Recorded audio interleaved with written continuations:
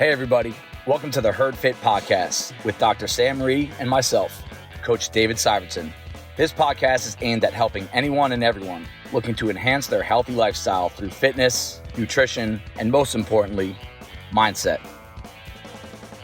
All right, welcome back to the Herd Fit Podcast. I am Coach David Syvertsen. I'm here with two very special guests here from CrossFit Bison. I have to my right, Coach Keith Andrews, and to my left, Coach Tara Porfido, also members of the CrossFit Bison community. Also, from my vantage point, friends of mine. I don't know if they feel the same way, but I would say friends of mine, co-workers of mine, and people that I also get to work out with. I just got done working out, so sorry with the sweat that will probably be filling up my shirt by the end of the episode, guys. But how are you guys? Tara, this is your second time on. Yes, thanks for having me back. How are you? What's new?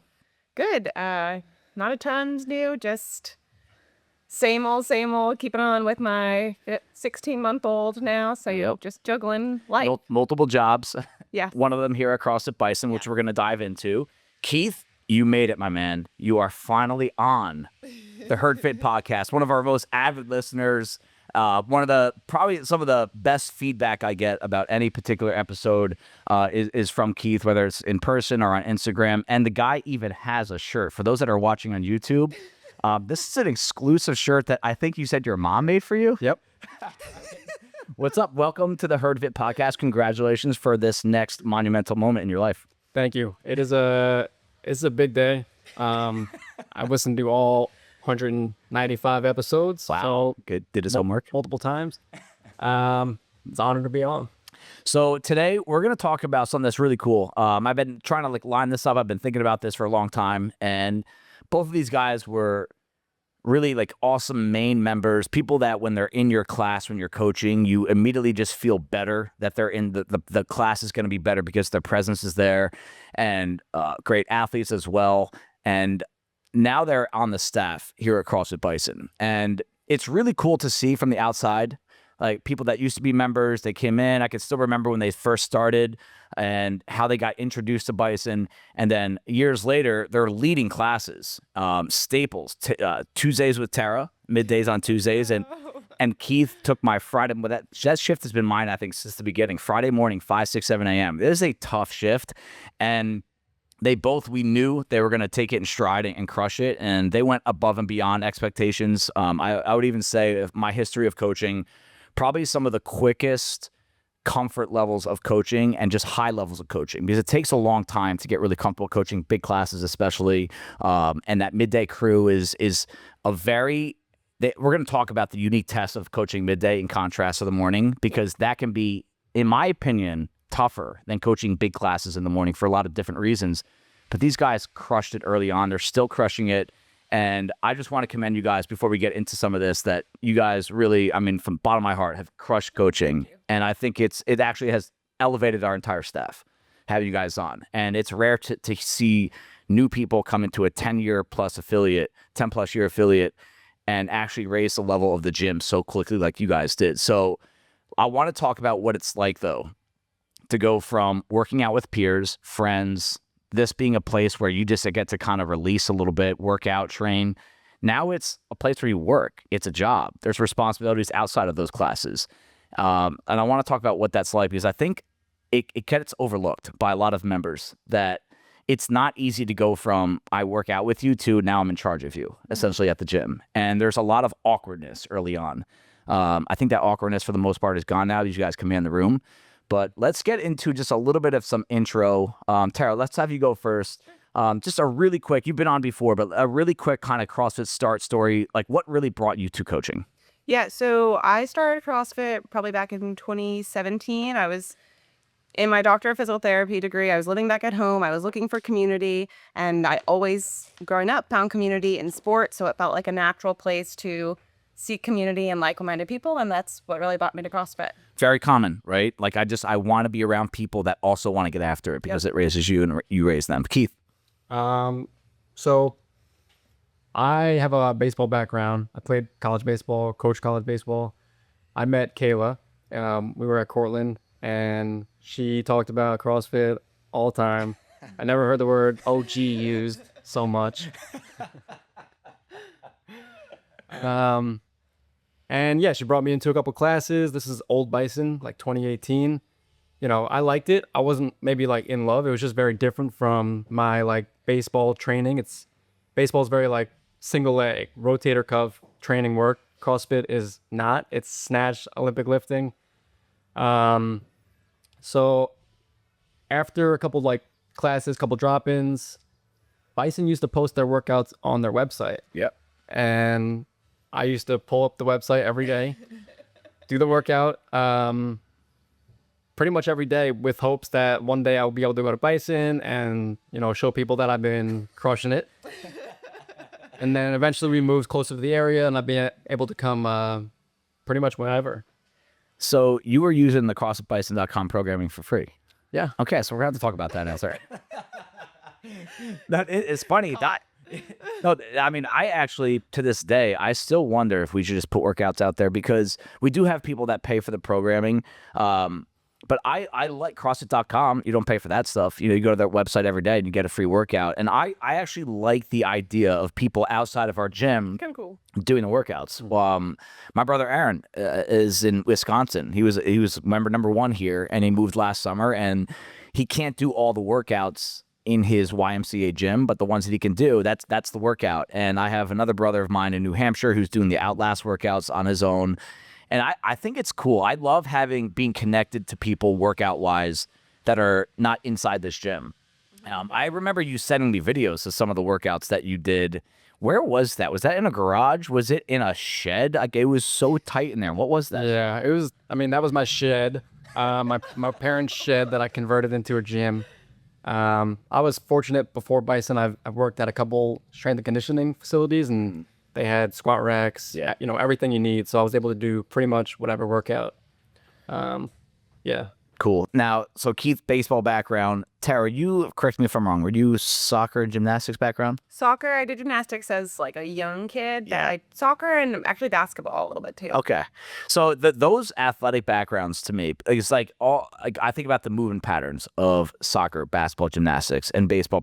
So many different movement patterns, and I try to kind of project Brock's future. Not necessarily I'm trying to morph him to the CrossFit Games champion. I mean, it'd be kind of cool, but I like the idea of playing a lot of different sports or putting your body in a lot of different positions. And if you guys were to go back and do it again, would there have been any sports you would have played more? Would you have done the same exact thing? Because you guys are both, to me, you're not specialists at CrossFit training, which makes you partially a good coach. Like, you're a jack of all trades, master of none type. Like, you guys have your strengths and weaknesses, but that background of all these different movement patterns, would there have been any different sport that you guys would have played different growing up if you could do it again? I don't think so. I think soccer brings in that endurance capacity. Gymnastics gives you a lot of body awareness. Not that I did it for long, but I almost wish I did do it for longer. It just conflicted with the soccer schedule. My parents made us decide, okay, pick one. And soccer seemed like the better choice at the time. So I would say I think pretty good. And honestly, as a physical therapist, I see kids who just play one sport and there's so many overuse injuries that, like, I do think there's so much value in doing a little bit of everything. Yeah. Did you do anything more than baseball? Yeah, we played basketball. We played lacrosse growing up. That's huge in Long Island, right? Yeah. Yeah. I think, you know, if I could pick something different, honestly, I don't even know if I would. It's mainly just like a passion thing. Like, Yeah. what do you love to do? Yeah. And like growing up, we just threw everything at the wall and baseball stuck, and that was it. Yeah. I still remember literally throwing things at the wall. I think I developed my ability to pitch by throwing a ball against the garage for hours at a time all summer every year. Like, how does my kid get good at pitching? I'm like, just throw a ball against the wall over and over. All right, so now that's like your playing career, your athletic endeavors growing up. So you're obviously into like that performance, competitive nature. At any point, did you guys have coaching desires in your younger years? Like, I know sometimes it's hard to remember, but I can remember playing baseball and just I knew what good coaching and bad coaching was, and I knew how much of a difference it made. And I always remember, like, hey, I remember it being in high school. I'm like, I want to coach someday. And even to this day, I still kind of want to go into coaching baseball at some point if the schedule ever permits. But did you have a natural desire to coach in you years ago? I don't know if I'd say years ago necessarily, but I think as I was transitioning into physical therapy, I think at its core, as a physical therapist, you're teaching people about their bodies and trying to help them achieve a more optimal lifestyle. And that's kind of what the essence of coaching is too. So I think there's a lot of overlap in what I was seeking in a career and what I do as a coach now too. There's sort of like a natural, like when you're done playing your baseball career, almost like a pay it forward type of feel that you get. Like you almost feel like that's like the next step to, you've had good and bad coaches growing up, and you want to be that good coach and good example for younger athletes. So that's where it kind of took for me, is after I was done playing at Cortland, I got a chance to coach at the college level to basically help the same people that I was playing with. So it's kind of a similar situation. Okay, so it's not your first rodeo doing that. Yeah. So that's pretty cool. I love the pay it forward approach of, hey, this has made such an impact on me. Why would I want to just keep that to myself? And I've always said with CrossFit coaches, and we have all different backgrounds on our staff, and all the coaches are great, and they're all great for their own reasons too. But I have found, both in this gym and other gyms and people that I know outside of Bison, teachers and physical therapists / people that have coached sports, that combo right there. Physical therapists, because there's a lot of communication, you have to know a lot about the body. You need to really understand like empathy for athletes and really understand what they're going through. Teachers need to be in front of a room and command it, but don't be, don't take advantage of it. Don't be the douchebag. You have to be there with the service attitude. And then coaching is pretty obvious. All those tie to what I have found the most common denominator to be the best coaches in CrossFit. And at what point, Tara, did you start thinking, because we both approached you guys. That's the way we normally do it at Bison, is we see how you are in and out of the gym. We see how much you love CrossFit, how much you love people, and can you mesh that into coaching? And it's not a skill for everyone. I always hesitate to talk about this in some ways, because I know that people have asked to coach before, and for some reasons, in some situations, it's not a fit for simple schedule reasons, or time of life reasons, or what we currently have on our staff. Because you want to have a staff that is versatile. You don't want a bunch of Daves or a bunch of Liz's or a bunch of Sams. Like, you want to have a lot of different personalities on the gym, and that's what we go after. Did you, while you were a member here at Bison, were you thinking about coaching ever, or was it like, hey, they asked me, let me think about this, I want to do it? Because we did approach you.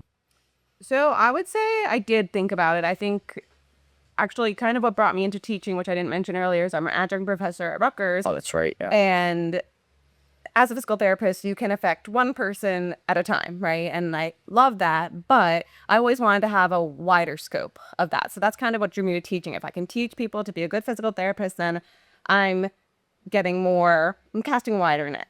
And I think that wanting to coach is kind of that similar thing. I now get a whole class of people that I can teach about their bodies. It's not quite as individualized as physical therapy, of course, but I can affect more people's lives in this setting than I can in the physical therapy setting. So I really liked that aspect of it and wanted to go there. But what actually drew me to my level one, I don't know if you remember this conversation we had, was actually performance. Yeah, I do. It was after the Open. I wanted to be a better performer the following year. And I had said to Dave, what do you think about me getting my L1? Do you think it'll be a good learning experience? That was really what brought me there. And in my head, I started having a party. I was like, yes, yes. But I was never sure that life would fall into place to allow me to even have the time to coach. So it did. Yeah, and I actually remember, we think about coaches all the time. Like, to this day, we still have conversations. Liz and I, and Ash and I, and Sam, we talk about, all right, who's going to make a coach? Who's the next person we want to ask for either gym? And you see people take the initiative sometimes. And I know you didn't get the L1 because of coaching, correct? But I think that the fact that you took the initiative to get it, to enhance what you are and who you are within CrossFit, is a prerequisite almost, because we still want that out of coaches now. Like, what are you doing to make yourself better, smarter? What are you doing and one thing I keep getting from you, Tara, right now is that you're kind of like that holistic, like, hey, everything should kind of feed into into other areas of my life. It's not like this is its own section, other than family, of course. This is its own section, but I would even say there's things I've learned from coaching and doing CrossFit that I apply to being a father and being a husband. And that's one thing I look for, personality trait, is that how you do one thing is how you do everything. And if they can feed into each other, you're just raising the tide for all boats. Keith. Honestly, sorry. Yeah, I was going to ask, just so you didn't forget the question, did you have a vision of coaching at Bison? Because you're a little different in that you haven't been a member for 10 years. Like you really came here, honestly, because of a girl. and we hired Kayla years ago. A great hire, a great coach. She's making moves now. I've loved watching her kind of grow up and have a really tight relationship with her. And you came in after that. And you weren't a member for a long time. And we usually have prerequisites here. But were you coming here with that thought at all? Zero thought. Even when you asked me, that was almost probably one of my first times even thinking about the possibility of it. Wow, that's awesome. I don't know. I don't know what it is. Like, I think CrossFit still feels so new to me. I guess like the difference between this and like baseball coaching was I played baseball my whole life. Your whole life. Grew up. You never master it, but like, pretty much everything there is so that you can teach someone. You're not surprised by anything in baseball. Right. Yeah.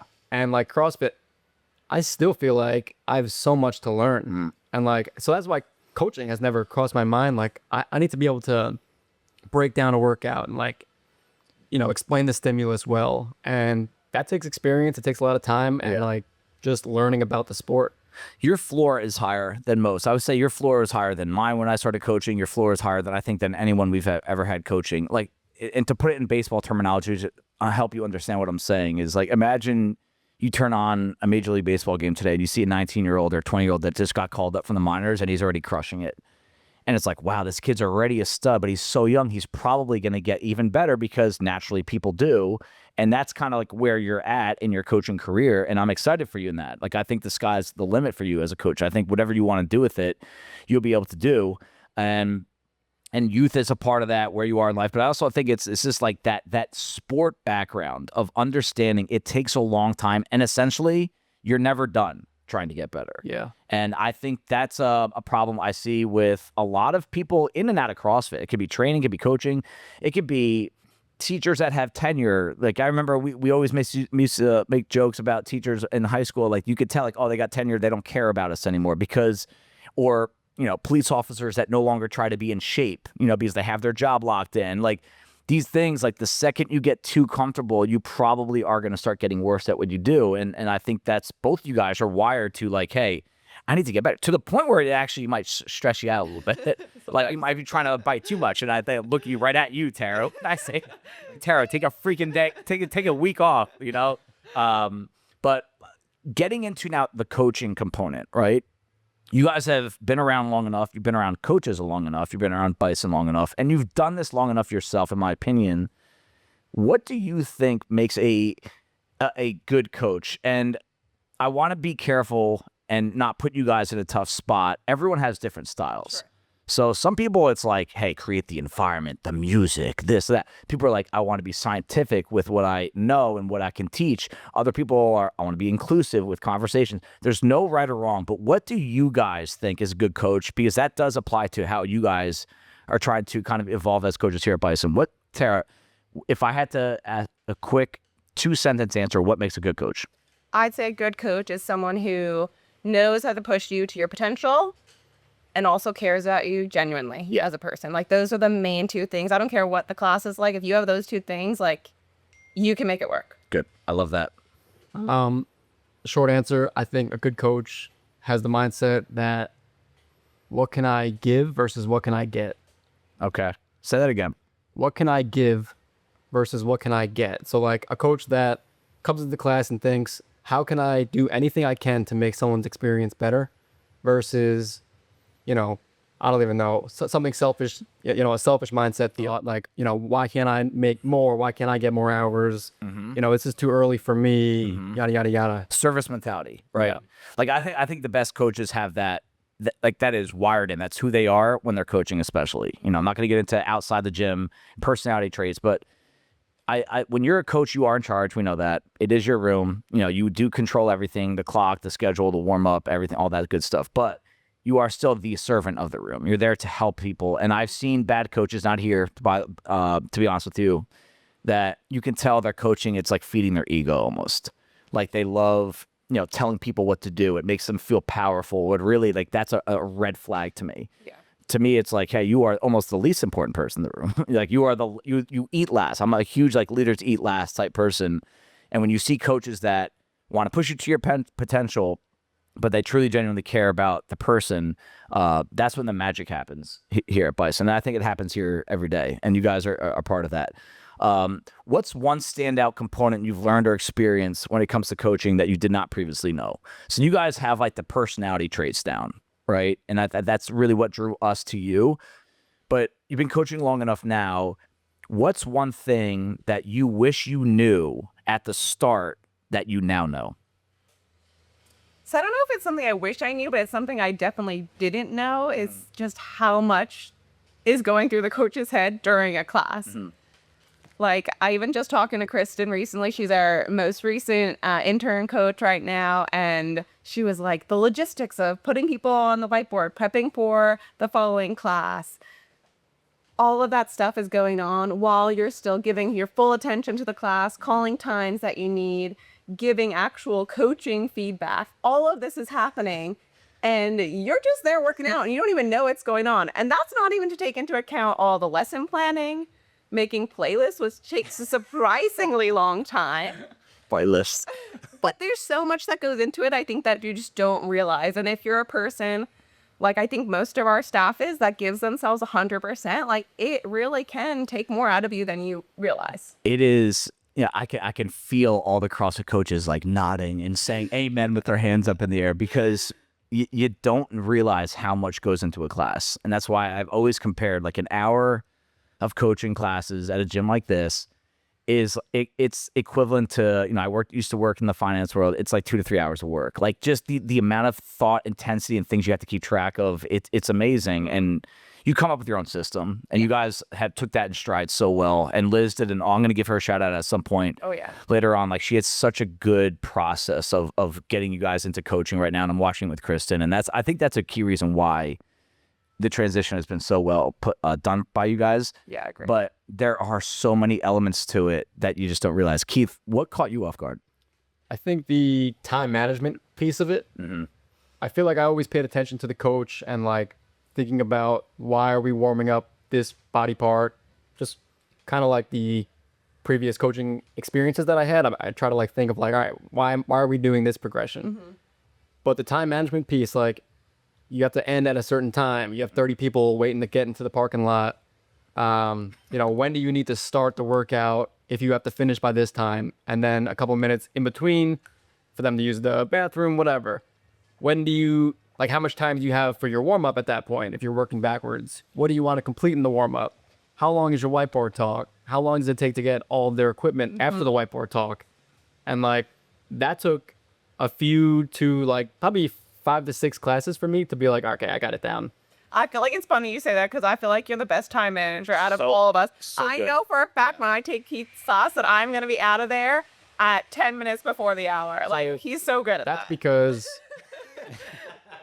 we get the workouts on whatever Saturday or Sunday, and Not this week. yeah, true. I usually take all week to make a warm up, and then Wednesday or Thursday I'll come in at night and do the warm up, pretty much timestamp how long everything took. That's awesome. Like a psycho, and like make sure that there's no way that the warm up can go too long that I can start the workout late. Yeah, that's and I can verify that, because I've been here on, let's say, a Wednesday or Thursday night working out or cleaning or doing a beginner session, and Keith walks in and he's here in the morning, he worked out. I'm like, dude, you're not doing this workout again, are you? Like, come on, like, don't be that guy. And he goes, no, I'm gonna do Friday's warm up. Like, so what? he's got his timer out. He's doing all his bandage stretches, his warm ups. He's not even doing a workout. He's just practicing warm up. And I want people to know that. You don't need to have everyone know all the work that you do, right? But I do want people to know that Keith does not come unprepared, and Tara does not. Our coaches don't come unprepared. There's a lot of things that go into coaching that you will choose to do. I've never, and Liz has never told Keith to show up Wednesday night to do your warm-up and make sure it's on time.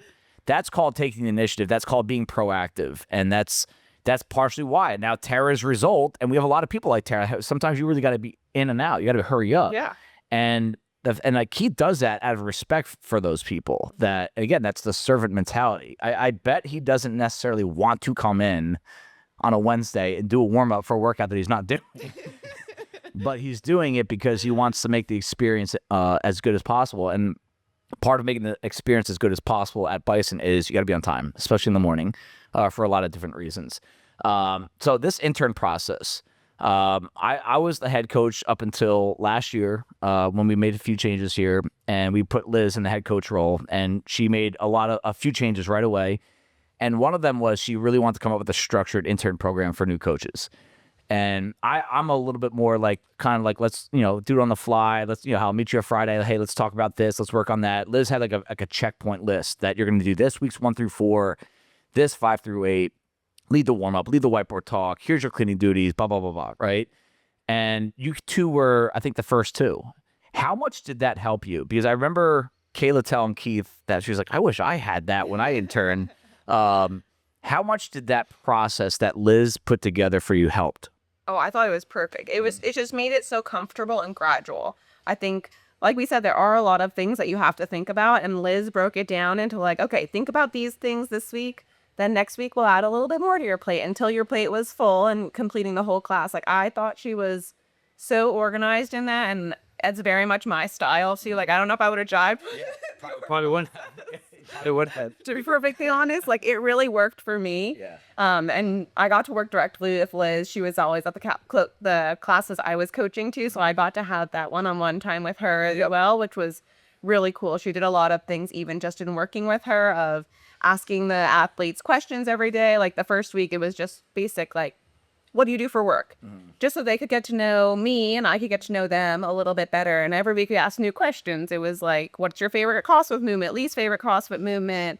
We even asked, what kind of music do you like to listen to during the workout? She took notes. And huge. Yeah. We spent some time trying to put playlists together. But I think that the way she went about it was really just made it a seamless process. Yeah.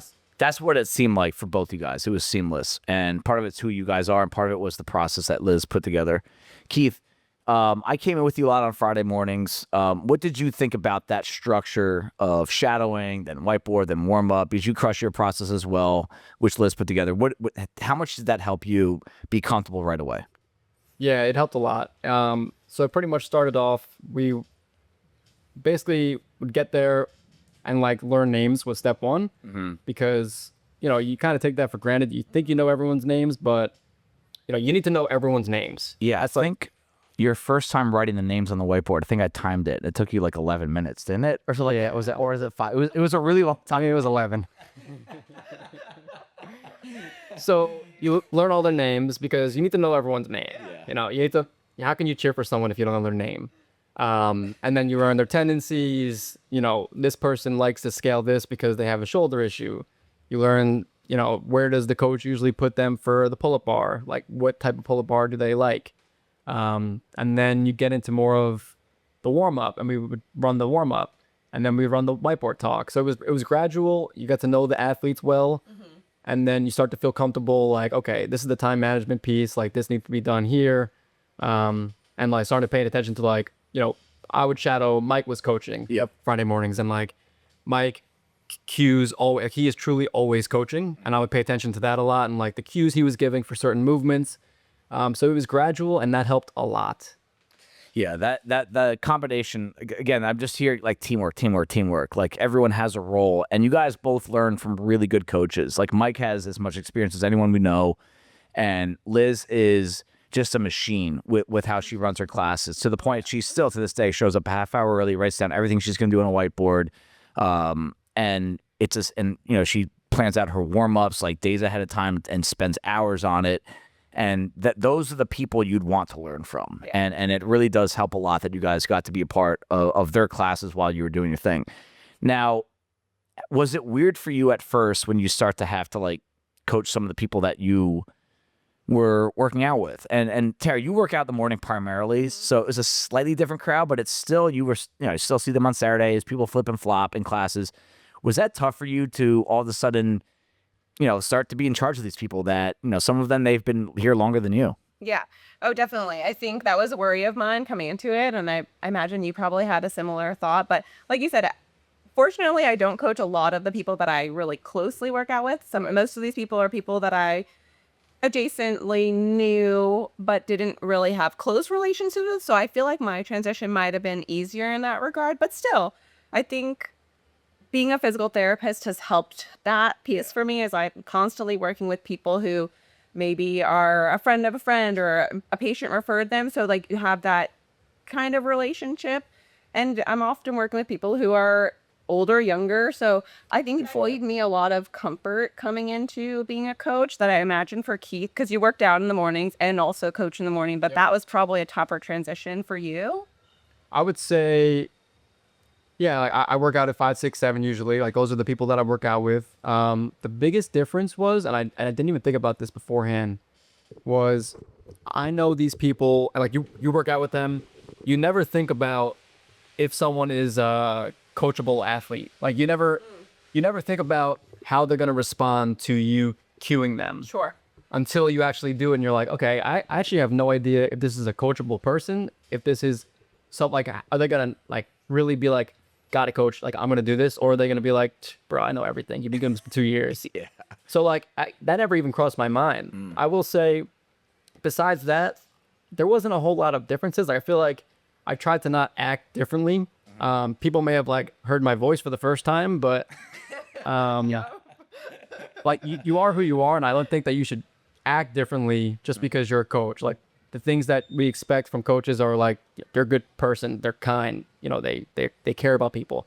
It's the same thing that we expect a regular person to be like. So you know, I try to act the same as how I normally would.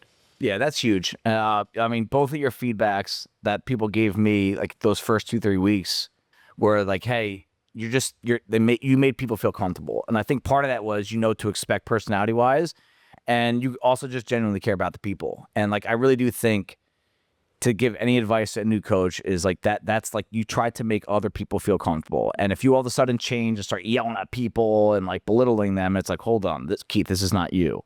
Or if Tara starts like cursing up a storm every 5 seconds, like, Tara, what are you doing here?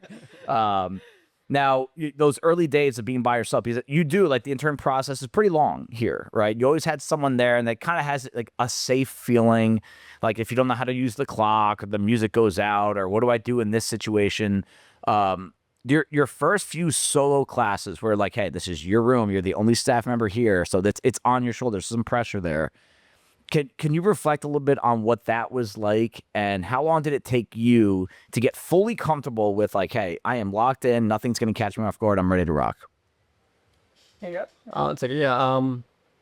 think I felt like towards the end of the intern process, when you were there still and I was basically running the show, I felt like I was ready to take the training wheels off. Like, I don't know, I felt comfortable. There were still things that I was nervous about. But like public speaking, I was getting to the point where I felt comfortable. I had done it before. The only thing I'm still nervous about is like, I want to always make sure that I'm doing a good job explaining to the members and the athletes what the stimulus of the workout is, and like really making sure that they understand this is going to be, a hard part of the workout. This is going to be something that's going to be like sneaky. And like, that's still something that I feel like I need to do a better job of. And like, that's the only thing that I get nervous about, is making sure that I portray to them what the important parts of the workout are. But besides that, I felt good going into it after the internship. Yeah, I would agree with that. I think because the way Liz had structured things, like you guys were there while we were kind of independent. Right. Yeah. I think the biggest scary thing is like, we such big shoes to fill. Like, we talked about, the coaches here are amazing. Like, as an athlete, I always looked up to all the coaches, and you're just like, I hope I can fill the shoes that they've placed for me, because I'm, so wanting to be the best version of myself. And I was just hopeful that I could be a part of this team and not let anyone down. I think that's kind of maybe a personality flaw.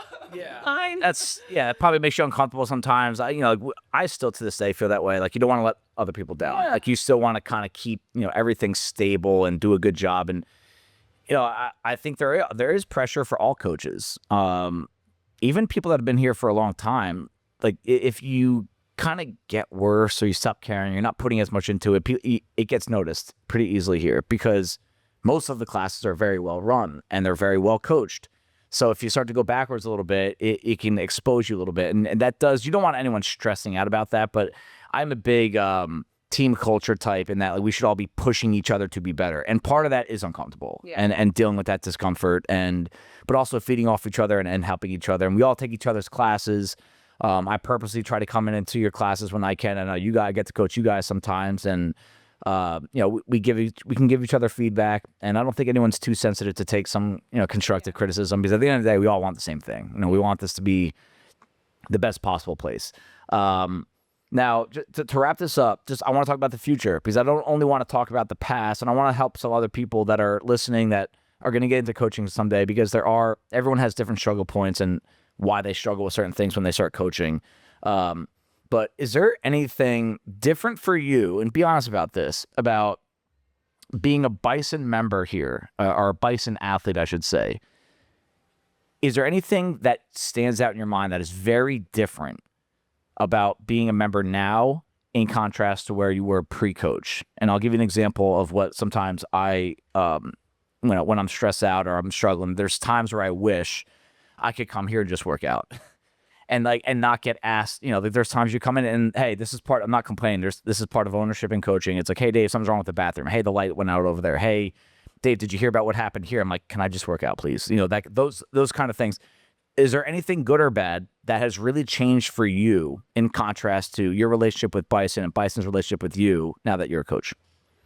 I wouldn't say anything dramatically. I think there's just now this underlying piece of you're always a representative of the brand now too. I know you care so deeply about the brand of Bison, and not that I would change who I am, but there's always in the back of my mind, everything I do here, I'm a coach, I am a representative of this place, and I want to make people proud of that. Right. And I want to be proud of that as well. So I think that just, not a stress, but just like something you notice, like you can't, not that I would, throw my barbell and react badly, but that if you do, it's representative of who the place is. Yes. And I think that's the biggest thing. But beyond that, I've just gotten to meet so many more people. And I know you've said it time and again, this is an amazing community, and it really is. And just being able to coach classes that I don't get to really meet those people has been my favorite part about being a coach. Yeah. The midday, to me, it's a special group. Because the mornings has its crowded culture, full classes. The nighttime, they're a funny group. It's the end of the workday, and a lot of them are just letting loose, and it's a fun environment type thing. The midday has changed a lot over the years, and I love the midday people. It's a lot of them they've been through the morning rigor, whether it's kids, morning work, something, and they're still halfway down the day, but they need that that break, right? That 1 hour break.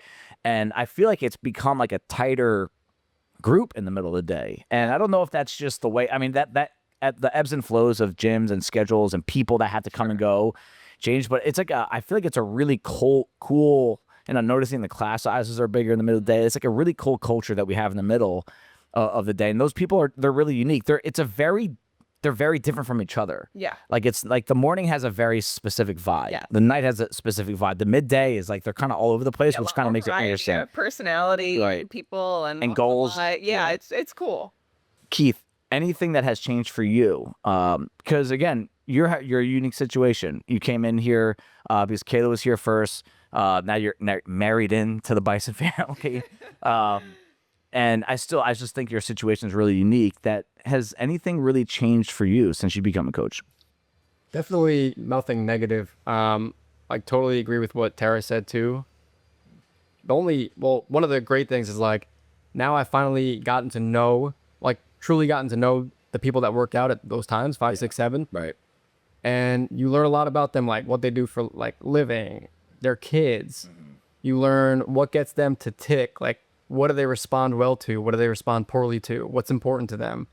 So you really get to know the members, where before I would come in, I'd work out, crush a workout, and then just go home, because that was kind of I was kind of the tunnel vision to just, and then you start to see things bigger picture. You're really part of the community.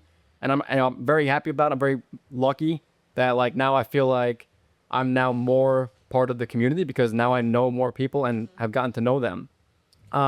Negatives, I don't like, there is some sacrifice. Like now Friday mornings are coaching, like they're not working out or sleeping in. Like you may have to coach on a weekend. You may have to come in on a Sunday. There is some sacrifice, but at that point you really have to ask yourself, why do I want to coach? And like kind of nitpick at it and be like, is there anything selfish about why I want to coach? And at that point you should question, like, should I coach? So there was a lot of thought before I actually said yes. And like, luckily all of those answers were, I just want to like be a part of this community and help people. Yeah, that's a huge part of the initial conversations that we have with both of you and anyone that comes to coach. It's like, all right, do you want to coach? Cool. Okay, now the other side to it is there's a responsibility, there's some obligations, you know, whether it's an open gym on once a quarter or how many classes you have to coach. Can your schedule allow that? And a lot of our part-time coaches have other jobs, full-time jobs. Some of them have jobs and kids. And like to add another responsibility, it's usually a little bit more than you think. Like we said earlier, it goes way deeper than 1 hour of coaching. There's a lot that goes into it that a lot of people don't see. And I think that's something anyone should consider if you ever want to get into coaching. It's more than just coaching like those fun classes. Last thing, if you have someone sitting in front of you guys right now that's a member that is eventually going to coach or wants to coach someday, what would you tell them that is like, hey, this is, in my opinion, this is what you really need to think about, whether it's a consideration of a sacrifice or, hey, there's more logistics than you think. What's the one thing you'd want to give them advice-wise? I think actually really going off of what Keek said is that you have to understand your why. You have to reflect upon your why. That's going to lead you to the decision, should I coach, should I not coach? If your why is service-driven, jump in. You are going to find so much joy in seeing people's progress. That is one of my favorite things. I'm that coach who's jumping up and down, hands in the air, like when people hit PRs, which maybe might be weird to other people, but like that's how excited I get of seeing your people in your classes make progress, and you'll get that joy.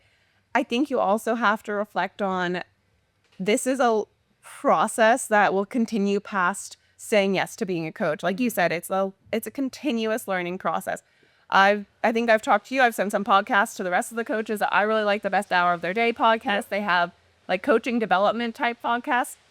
You have to find something to continue to make yourself better, because it's never enough, especially if you're being service driven. You need to be the best version of yourself and the best version of a coach to help the community. And if you're willing to do that, jump in. Good. For sure. Totally agree. I think to piggyback, you need to, like, before you say yes or whatever, do you truly believe in CrossFit methodology? I think that's a big part of it. And like, I don't think you need to be a diehard CrossFit truther, as you say. Yep.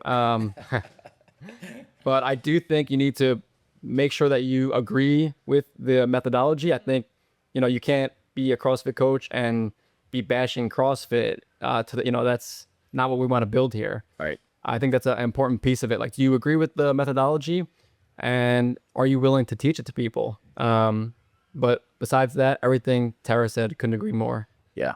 Yeah. I mean, that you guys embody everything what you just said. And at the end of the day, you, like, from my perspective, I can project who might be a good coach or who might want to be a good coach or try to always be a part of a team like that.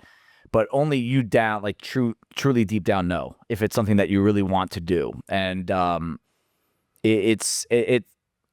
your lives change, your passion can change. But I think if like that baseline common ground of, hey, I want to help people, I want to serve people, and yes, I believe in CrossFit and I want to do it myself. Those are the foundations of being a good coach. And then there's some personality traits that come in that you guys obviously exude, and we really love to have it here at Bison. And I'm just, you guys you're not even really a year in, because when did you actually start coaching the class solo? Was it the fall? Right before the open, October. So the internship started in kind of like the fall-ish, yeah. So it's only been a few months. Wow. And like, so, I mean, it's really impressive how far along you guys have come, but at the same time, and I know how you guys are wired, you're not done getting better. Like, there's still so many things you're going to go through as a coach that you haven't been through yet, and getting better from those points is going to make you even better. And I'm excited for everyone that comes to Bison that we haven't even seen your best yet. And life situations that you've gone through or will go through, that alone can make you a better coach in the future, because I think those are the best. They can take situations that they've been through and apply that to helping others. So I'm really excited for you guys in that regard. So thanks so much for coming on. Really appreciate it. And no, not every guest is going to get a Herd Fit t-shirt. Let's do contact. Keep it. Yeah. Side business. She's making money off us right now, isn't she? That thing's trademarked, by the way, Keith, so just be careful with that. All right. Thank you guys so much for coming on. That was a great conversation, and we'll see you guys next week. Thank you, everybody, for taking the time out of your day to listen to the Herd Fit podcast. Be on the lookout for next week's episode.